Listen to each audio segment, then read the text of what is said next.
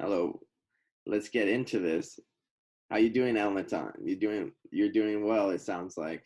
Everything's going well. It seems like Thank I God. got out of contact with you freshman year of high school, and after that I don't know what Yeah. happened. How was your later years of high school? Had a good time at Eula, stayed at Eula? Well, I mean, I stayed at ULA. I graduated, as you know, with everyone. Some people left, but most of the class stayed. It's been good. ULA changed a little ever since we left. It changed actually a lot. It's a brand new campus. It's a lot bigger. They have a basketball gym, and Oh, yeah, the place it's no looks much longer better. next to the Museum of Tolerance, or you mean It still is. they upgraded the campus that much? 'Cause I know they They were. their campus. Yeah, their campus. They pretty much just upgraded, expanded, made it bigger. Okay, and at what point did you choose to be moving to Israel and training and becoming a trainer in the IDF? I would say, is that how would you describe your position? Well, first of all, I after I graduated, that's when I went to high school. That's when I went to the army. Sorry, and I've always wanted this position. For a couple of years now, I've wanted this position. I am a Krav Maga instructor for Special Forces, Commandos, in the Air Force specifically. Um, and in the beginning, uh, I wanted to be a combat soldier, but my health profile uh, was too low for me to be a combat soldier. So instead of being the soldier, I trained the soldiers. So you're essentially training the hand-to-hand combat for the special forces of the Israeli Defense Force. For Yeah, those who don't know, Krav Maga, it's a hand-to-hand combat martial art where you train with knives, with arm defense, disarms, all these things, all of the above, and how to go for the kill, essentially, across the field. And I definitely respect yeah, Elnatan in that sense. Do you want to speak more yeah. on Krav Maga, more specifically? Um, yeah. I'll be honest though, it's not considered a martial art. It's actually considered a street self-defense system. Sort of. There aren't really any rules. You know, like let's say for example, you trained in Taekwondo, was it right? I trained in Kempo, which is a mix of Kembo. karate, jiu-jitsu, and Kempo, like Shaolin Kempo, possibly. Okay, It's an so you guys Americanized had. martial art. I see. So in that martial art, you guys had rules like let's say no eye gouging, stuff like that. You know those rules that most civilized martial arts have, right? Sure. So in Krav Maga, the difference is that there are no rules. You know, it's more like you do what you got to do. You know, I would do what say you got to do. more emphasis on the martial part, like military war. It's more a sense of survival is the name of the game, nothing else. I know in my own training, we trained with gouges and eye pokes and everything, never serious, but you put those in the training. I say my largest Mm. base right now in my training would probably be my Muay Thai, where I've Do you still train? on my own. I got a bag in my backyard recently, where I started up training. I'm trying to get back into fight ready shape, and Yeah, I get that. I've definitely stepped up. I know I'm able to take if we go to the ground basic defenses and stuff, but Krav Maga is gonna get engagement. How quickly are you already going to the kill shot? For those, make it more clear for those who doesn't know, because you definitely framing it Uh, outside a typical martial art. yeah, well, um, to put more emphasis on the answer, you got to be sort of ready at all times, you know, to sort of go for the kill. You know, you got to be in a mix of being able to hurt the person, being able to kill the person, you know, because sometimes the person, their intention is not always to hurt you or to kill you. You know, sometimes they'll just prefer to rob you. You give them what they want and they'll leave you alone. You know, like most robbers and most burglars don't want to hurt anyone, you know, because it's just more crime on their head, you know. Sure. So you just I guess the real number one rule is before you fight or even defend yourself, you give the attacker what he wants, if it's money or if it's your car keys, whatever it is, because no one wants to really get into that whole situation fighting, Well, it's when you're But putting risking yourself. What are the important things in life? I know me personally, I didn't get into fights knowing that it's so easy to get knocked out. You don't know who has a knife or anything that you can just so easily puncture a lung and you're done. So yeah, of course, especially let's say in bar fights, people are drunk, people are under the influence, and no one is really in the right mind. Anyone can do whatever they feel, and if they feel to take out a pocket knife, they'll do it. They won't hesitate because they're not in the right mind. Even if they are in the right mind, you never know if they will or won't hesitate. So you never really want to take that risk. But on the field of battle, it's different because you have to assume that everyone is armed. You have to assume everyone has a gun, everyone has a knife, so you can defend yourself to the utmost level. how do you train that into these members of the military that you're training? How do you go from the practice and train that into the practice? Because I hope you're not killing each other, your training partners. How you train that into your martial your training? It's actually a good question. So, first of all, I believe that everybody is a student. Every instructor is a student. Every master, every chief, everyone is a student. Every commander is even a student, people who are above me. So, we always start with review. We always start with the basics in every single lesson. Fighting stance, throwing 1-2 punches, throwing a kick, the complete basics. And then every class will advance. If I feel like for certain lessons we need to do only review, we'll do only review. But mainly, I'm very, very, very tough on them, very strict on them, because I personally, when I was training in the course to become an instructor, is very brutal. And what I learned is that um, people usually say what doesn't kill you makes you stronger, but I believe that in these types of training, what does kill you makes you stronger.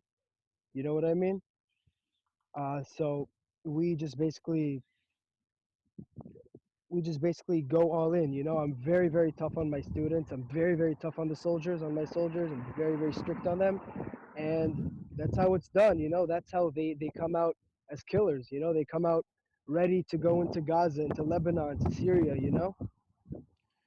And I've had soldiers who have gone on operations and they've told me that they were able to defend themselves. That's very good to hear. Are you training the same soldiers repeatedly, or are you training a cycle of soldiers? Because it sounds like if it's your students, you can definitely do a more long-term training schedule versus a cycle of new soldiers every time. Yeah, well, it's I do sort of both in a way. I have soldiers which I do train very often, and I have new soldiers coming into our base, who they come in as, let's say, from search and rescue commandos. They'll come to our base for training, and part of their training will be Krav Maga training, self-defense. So then I'll teach them Krav Maga. Or let's say, not a search and rescue, let's say um, an invasion commando unit, that are made mainly to go in and out, exterminate, do what is needed. When they come to my base, I teach them, or if I need to go to their base, I'll teach them. So it's mainly cycling with soldiers in like a pattern, in a way. Bunch, many, many, many soldiers, many different units. That's good to hear. I can say that I took a few months of Krav Maga while I was living in Israel, and a lot of the Oh training was yeah, very similar to the stuff I was learning in my Kempo class, where there is a right. very strong sense to practical and tactical uh, training. Yeah. And I would say, what do you is a large part of your training also like strength and conditioning, or is that a completely separate area than on the training course? I always add strength and conditioning to my training. I always add fitness. I always add strength training, explosive training, training which always makes you stronger, not only physically but mentally. Burpees, mountain climbers. Um, you someone behind you holding you by your belt, and then you having to sprint forward, punch a bag while someone is pulling you full force. With your belt back. So basically, all the rules of gravity against you, but you're still willing to pull through. And I do all this explosive training for my soldiers because with all this training, this mentally teaches them that if there's a goal in front of you, nothing should stop you. Doesn't matter what's around you, who's around you, how many is around you. When you got a goal, you got to get that. You got to get it. When you have a target, you get that target. You know what I mean? I think it. I think that's very important when it comes on the street. I would imagine it'd be a, a magnitudes even more important on the battlefield because the people you're training are not Yeah, just your normal person coming in a Krav Maga studio in Orange County or in LA County. It's these are soldiers going to what you said, Syria, Lebanon, wherever else yeah. the Israeli Defense Forces operating in general generally. And how do you you, this the students come in with that level of seriousness, and have you trained people outside of the soldiers versus soldiers? How is their attitude towards the training much different? Are you asking if I've trained people who are not soldiers? I'm saying in your training, like, have you seen noticed a major difference within the people if you have trained outside of Oh, soldiers? definitely, definitely. I've trained several people. I have friends who I've privately trained them. I have friends in the army who I've trained them who some of them aren't really combat soldiers. And there definitely is a difference between soldiers and people who are either soldiers in a different unit or people who are not soldiers. Those in commando units definitely have that hard head, that sharp attitude, that magnitude for success. They definitely have that mindset where they do what they need to do, you know, as hurt as they'll come out, as bruised, as broken, they'll always they'll always come back up and always go towards their target, which is essential, completely necessary and needed, you know, in order to be in special forces, to be a combat soldier in general. Well, I know in my own martial arts career, that once I started signing up for knockout events versus just soft contact, the seriousness of this training completely changed them once you got in that ring. It was the seriousness was completely different. And I just can't Yeah, imagine if you're going, that's just getting knocked out. Imagine the seriousness of the training and everything for combat would be much different. And I think I'm asking more about the eagerness. Is there a strong, an eagerness to learn, an eagerness to learn? I need to know all the tools in my tool belt so I can feel secure on that battlefield. yeah, 100%. Um, when I teach my soldiers, there's no such thing as too much. There's no such thing as too hard. There's no such thing as it hurts too bad. You know, it just, especially in my lessons, there's no such thing as that.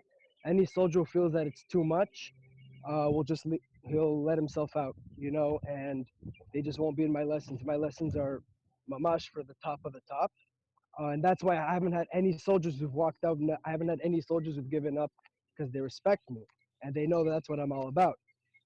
I'm about getting things done, you know.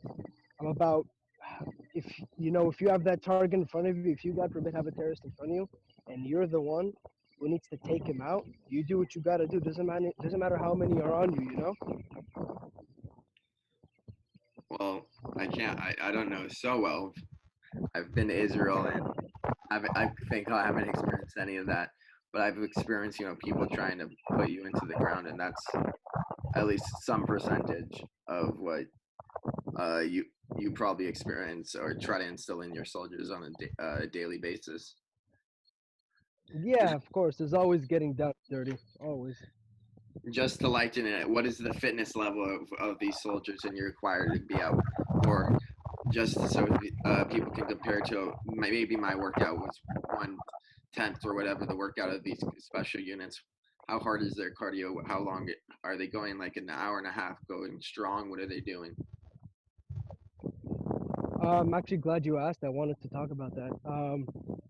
I for my soldiers when I instruct them in Krav Maga, there is fitness, but I do not work with weights. Let's say in my classes, in my lessons, I don't make them work with weights. It's not like bench pressing. It's more body weight and it's more strength training and cardio, which basically means There's going to be a lot of burpees, push-ups, mountain climbers, jumping up to the air, squats. A lot of sprints. Sprints is one of my favorites. A lot of sprinting. Explosive. Yeah, yeah, explosive training. Being explosive. Being aggressive. Using Any, every muscle of your body. I think one of the most exhausting training is like knees and holding someone and controlling them with basic grab techniques and other such things. And those are some of the most. Are are you also training the most basics of grappling and hand-to-hand combat up close? And is that in your part of your explosive training? Yeah, yeah. Hand-to-hand combat, very close contact, is something is something that Krav Maga really focuses on, because that's basically what it is. It's when you're mamash point blank from your enemy, from your opponent, from, let's say, the terrorist that needs to be taken out. When you're up close to him, and let's say he's got guns on you, he's got a knife, a dagger, a sword, a grenade, any a pot, even a pencil can be a weapon. Doesn't matter what he has. That close hand-to-hand combat, close quarters, is very, very important to learn. And I every single day. I do work on knees. We do work on taking them down, taking people down, takedowns, all that stuff, grappling. I like this. I like to. I think I've heard it somewhere. I love to hear the one of the strongest attacks that you can have on someone is smashing them with the floor.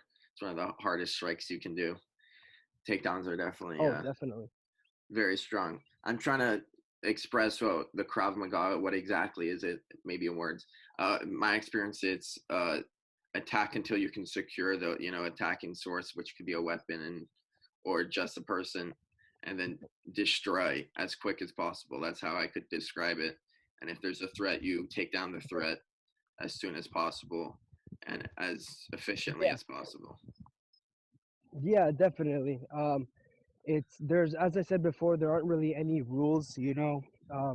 Kicking in the groin, boy or girl, really hurts, and that's one of Krav Maga's favorite hits. One of Krav Maga's favorite hits. There are kicking right in the groin, hitting in the groin, um, eye gouging. If anything is a weapon, a rock, a pen, pencil, a stone, anything. Anything can be used as a weapon. Even your bare hands. You know, um, and what you said before, yeah, it's you. There's no limit. So if you have a target, you do what you got to do to neutralize, or if you need to, you exterminate, you take out that target and make sure everyone else around you is safe. And me as a soldier, my duty is to make sure that everyone around me is safe. And if that means I don't get to come home, then I'll do it with a smile. Definitely, that's probably a life as a soldier living in Israel that every soldier actually has to seriously consider that because it is a possibility. Yeah. Every soldier has to consider that. You never know if like, let's say when I'm on base, I don't know if they're gonna send us to Gaza, to Syria, Lebanon, to Ramallah. But if they do, then we gotta be ready at all times. You want to give any words on living life in Israel because I know not everyone actually has lived life. I Yeah, know I have lived. I've been in Israel for a year and a half total, probably in all the right. times I've been. So I have a much better view of Israel. But what about for some people who've never been to Israel? How would you describe it? Because the way you're sounding, it sounds like there's always a threat, which is Yeah, true, but it's still really safe. And in my year and a half, I saw zero events happened. yeah, of course. Israel in general is a safe place. It's a very safe place. Um, and while it's safe, it's also very dangerous. You should always assume that there can be a threat anywhere around you, in front of you, behind you. You should always take caution. There's no limit to the caution that you should take. And at the same time, Israel is one of the most fun places in the world to be. Oh, Definitely. So those who haven't been to Israel, I advise you go, have fun, and be alert at all times. it seems like you came just in and out. robotic. So let me just pause the recording and see if you can return there on. So you were telling about how great Israel is before you started turning robotic there for a second. Yeah. Because I lived there a year Israel. and a half, and I enjoyed it. Or I've been there for a total year and a half. Lived there for 10 months, and I extremely enjoyed it. It's a great place. It's probably the best place you can go in the Middle East. Enjoy the most freedoms as you can anywhere in the Middle East. Yeah, definitely. You know, especially because it's near in the Middle East. There are many dangerous places, many places without freedom of speech or general freedom. And Israel is a place with all that freedom. You know, you could say what you want, do what you want. You can have fun. There's no limits. You know, so Israel's definitely an amazing place to be, and in the Middle East, definitely the most fun and safest place you can be, because you always have soldiers around you. There's always police around you. There's law enforcement, and it's just friendly people. You know, people who want to have fun. If it's American Israelis or in Israel, Israeli-born Israelis. You know, so Mm. it's always a good time. I'm just trying to think. Is there anything? I would say, what is a major difference between living in, like, you lived in LA, or at least LA adjacent, and versus life in Israel, a bunk, living on a bunker, or in a base together. How is that life different? Do you have like a property outside? 'Cause I know some people live with family off base. How's your situation? Well, I live with family. I have my grandparents in Israel. My grandparents from my dad's side, they live in Israel. So when I'm in Israel, I live with them. Every time I'm off base, I go there for Shabbat or Thursdays when I get off. And life is definitely different. USA and Israeli army. It's definitely very different. The beginning is the hardest part. The beginning is the biggest change. It's where you get the biggest smack in the face in the beginning, when you see basic training, when you sleep in, let's say, metal bunk beds, very very thin mattresses. You got back pain. So being able to come back to the U.S., to family, and to have your own space, to not live with men, for so long. To have your space, to have your shower, your good bed, good food, to have food in general, even, because in the army you don't always have all that stuff. You usually don't. So the, there's the difference is just so big, and it's good to be home, for the time being. Well, it sounds like base life is a lot harder than life, and it sounds like you had to experience that, not like a lone soldier of any other. I've heard the harder experiences of lone soldiers moving to Israel, and it sounds like your experience is much different with having your grandparents there. Uh, you feel Definitely. more. I. It sounds like you have a lot. Elnatan Zeharya. It's a very Israeli name. It sounds like you have a very close connection to the land of Israel. Do you feel like your connection to Israel a little bit stronger than your American connection? Is your Oh yeah, definitely. Well, listen, I'm not gonna lie. America is a great place. The land of the free. I love America. Las Vegas, New York. I love America. I do. But there's no place like home. You know what I mean? Uh, you can go to the greatest places on earth: Dubai, Greece, Vegas, New York City, Boston, all those places. But there's no place like home. So you can't compare. You know what I is mean? it because of like Zionism? Is it because of it's the kingdom Israel, the Yisrael, the nation of Israel? Is that why you feel such close connection? Because I really recommend my last podcast with Alicia Brecken. I'm gonna have another one coming off of Avi Hoffman, which where we explore Jewish identity. I want to hear about your Jewish identity because I want to know if that's is a major reason for you joining to Israeli Defense Force. Well, I've grown up in a Zionist environment. My family's very Zionist. We don't always go to all the rallies and all the speeches of Zionism. Where all sides come out. Anti-Zionist, Zionist. I don't usually go to those, but I show my support to Israel in different ways. One of them is, drafting to the Israeli army to support my country. But in general, yeah, I've always been a Zionist. I've always believed in Israel. And I've always been one to fight for what's mine, and Israel is mine, you know, and I'll fight for Mhm. it, in in any way possible. If it needs to, if it means to go on the field, then I'll go on the field. It means you're going to train the guys going on the field. Is how you support the Jewish state.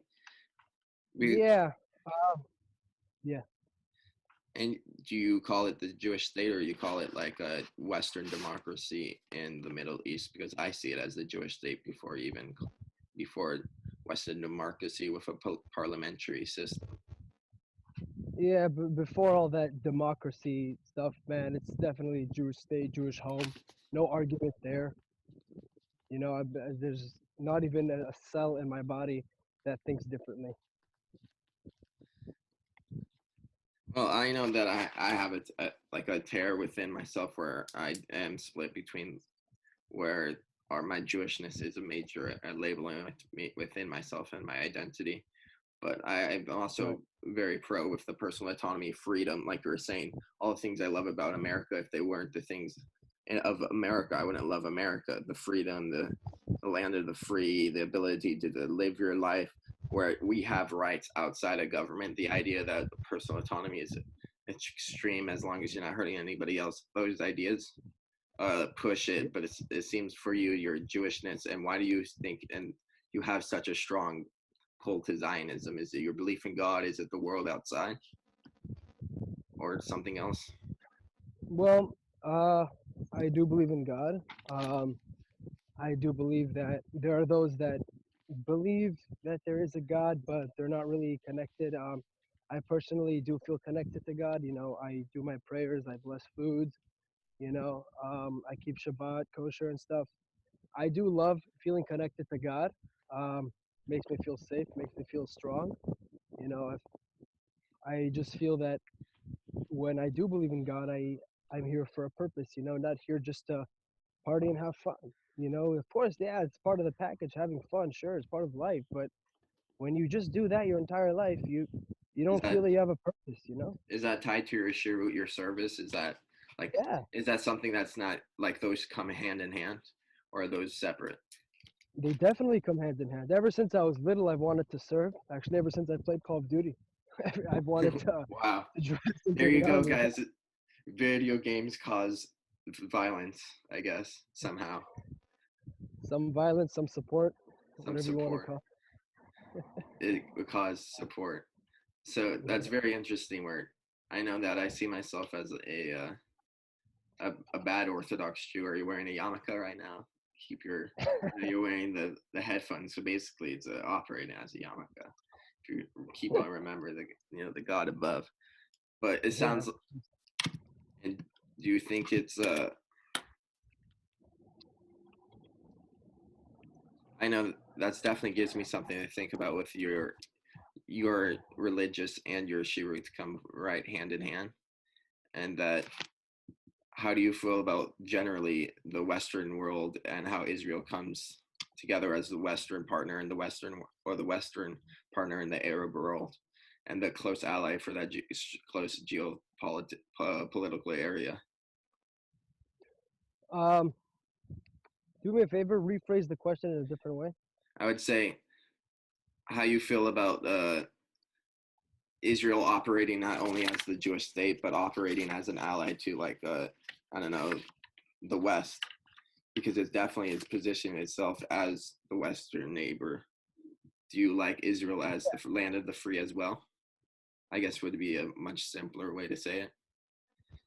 Yeah. Because I Well, love first of all, how I do. free, like what I like. If I would say, I feel a lot closer to the ancientness of Jerusalem, but I feel a lot more connected to Tel Aviv and the modern Zionism movement a lot closer than the yeshivas of Jerusalem, I would say. So much simpler way Yeah. to say it. No, 100%. And you're perfect. You're obviously allowed to think like that. That's just. I feel like that's just basic opinions that everybody should have. Um, Listen, I'm not gonna lie. Tel Aviv is a fun place. You know, I have been there many times, and every time I was there, I had fun. I'm not gonna lie, you know. But at the same time, I do feel connected to the old city, to Jerusalem. I'm at Jerusalem every Friday, with friends, walking around, opening up a beer, at Machne Yehuda. Um, so I guess I have a connection to both sides, to the modern Zionism and to the more of traditional Jewishness. You know what I mean? To traditional Mm. religion. Um, and I don't have really a fight or a debate inside of me which side should be correct. I think both sides are perfectly fine and allowed, and I think you can live life religiously if you'd like to and have fun together. You shouldn't limit yourself. I would agree that it's definitely one shade of gray, not the two polar opposites of the cities, because I think both cities go too far in each direction. Yeah, I think yeah, it should be a happy in the middle, which would probably be one of those middle cities. Uh, but definitely, I know I lived in Tel Aviv for 4 months, and a bit Florentine, and it was wonderful. I was learning my Hebrew, and I think it was a lot of fun. And I also lived up in the north for 5 months on a kibbutz, and that was also very fun. That definitely with changed my kibbutz. Mishmar Emek. Oh, It's I lived all on the up. city for a year. It's by Megiddo. Where did you say you stay? Yeah, I know where Megiddo is. I lived also near Tveria. I lived on Kibbutz Levi also for a year and Mm. a half. And that definitely changed my views on socialism itself, because that community was a small community of 1,000, and that I'm definitely the way that you come in hand, and definitely I would need to step back and think about that in the context of my own life. And the way you said that, I appreciate that. Thank you all the time. Yeah. Is there anything you want to express? Anything about living your Jewish life, training killers? I would say, because you do you want to you train that living in Israel, Um, just life. Anything you want to finish off with? uh, I feel that I am enjoying life. I love what I do. I love kicking soldiers' asses, you know, educating them, teaching them how to come home safe, how to get back to base, alive, on weekends, how to have dinner with their families, being able to come back and stuff. I love what I do. I always felt like I had a certain goal to reach, a certain purpose, and it could be this is the one, could be there's more, but I love living in Israel, and I know that I'll always do my best, do my best to do what's needed to be done. It sounds like you've taken this, like you knew what you had to do, and you taken it upon yourself. It felt like sort of a burden. Do you see it as that self, or do you see it as I'm choosing to commit myself to this? This is a responsibility you put taken onto yourself. It's definitely a huge responsibility that I have to take on myself. Uh, I do see it a lot of times as a burden. It's part of being a lone soldier. You can ask any lone soldier, even regular soldiers. A lot of times you do come to times where you regret your decision to go to draft because the army's not easy. But at the end of the day, you remember why you did this. I remember why I came, why I wanted to draft. And that drives me forward. And I'm almost done with my service, and God willing, we'll finish strong. That's good to hear. And you're thinking about continuing, thinking to come back to the United States, get an education out there. I'm still thinking about it. Uh, well, actually, my commanders offered me to become a commander to sign extra time. I'm thinking about it. I'm debating it. They want me to command soldiers. Uh, I might want to learn some nutrition. I'm not sure. I love learning about the body. So I guess I'm still debating what I want to do exactly. But God willing, we'll see. Well, I want to express my thanks for keeping my second home safe, and I really do appreciate what you're doing, because I did consider it for a little bit, but I'm too much of a wuss to go serve Nah, in the military now. I know in my life right now, I'm thinking about serving in the American Army Corps of Engineers as maybe a geologic engineer if I do get the degree in right. that. But that's That's just, awesome. You should. You definitely should if that's what you want. I'm considering it. I'm thinking most likely not. But if if the opportunity is there, I definitely might go for it. So I'm Yeah, very appreciative of my nation and what the good it does. I think there's a lot of messed up parts about it, but I think in a large part, it's one of the great goods in the world. yeah, of course. I agree 100%. 100%, man. And that's, like I said, it's very happy to hear that even as in Israel, you see the America, like you grew up large part here, and you have two homes. It sounds like you feel like you have two homes. Yeah, I guess it's good to have two homes because you always have one place to run off to, you know? Um, I enjoy having two homes, especially Israel and America, both amazing. I think the some of the greatest places on earth, you know? Well, I want to thank you. I would say that I like to end my podcast about my things I learned about it, and definitely you talking about how you train killers. Definitely I want to refocus my own training and just emulate just a small percentage of what they are probably training into my things, and train and try to be trained to become a good do another combat fight knockout event that I want to start training for. Start training now Yeah, and run a virus season and come out when they finally lift the restrictions. So I want to thank you for sharing about how yeah, your training regimen. Thank you about telling me about the multiple homes and how that have shaped and shifting to life in Israel. It's very nice that you shift, adjusting.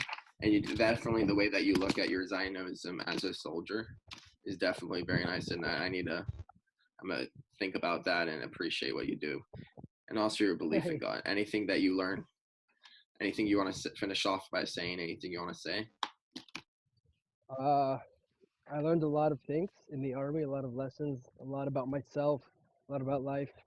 Uh, I guess the most important thing is don't forget where you came from, family first, and don't ever give up, you know? Everyone breaks at some point. There's no such thing as not breaking, but it's not about staying, it's not about trying to stay strong. It's about keep going. It's about if you're going to keep going after you've broken. So I guess that's what life's about. As Rocky Balboa said. Just roll with the punches and get your counter strike ready. Yeah. There you go. Yeah. I can say an amen Yeah. to that, and that will be all Amen. it.